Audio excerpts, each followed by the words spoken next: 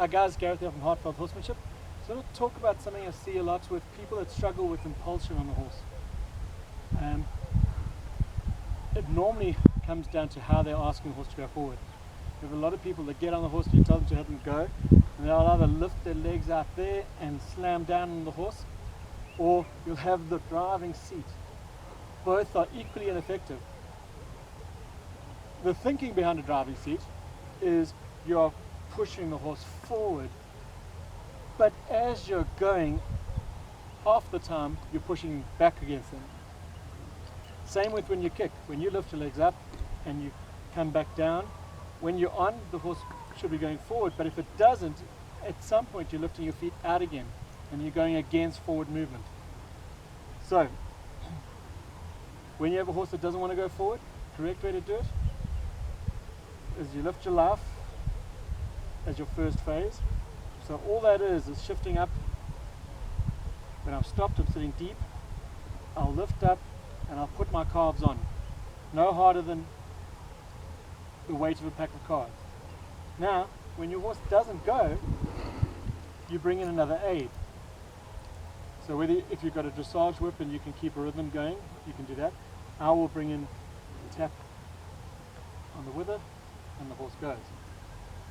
Now, in theory, that shouldn't go on for a long time. If you start with a kick, you can only get harder than a kick. But if you start with the horse will get progressively lighter on its forward momentum. I use a wobble on the feet to have a horse go backwards, but my feet are completely off and forward in an exaggerated manner to teach it.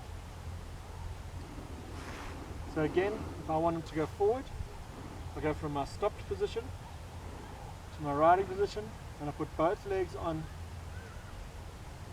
He takes a step, I take my leg off.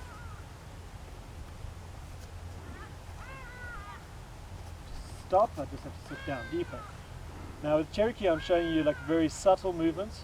To teach it, you're going to be a bit more exaggerated. So I'll show you with the exaggerated movements to stop. So it's to have them go. So I roll up, put my leg on, and we're off.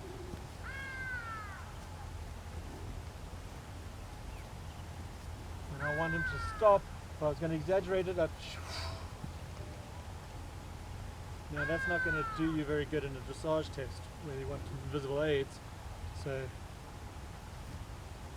in a dressage test, once you've got the horse taught at the exaggeration, you just sit down a little and he'll respond. So even without the reins, I'll ask him forward, turn him around,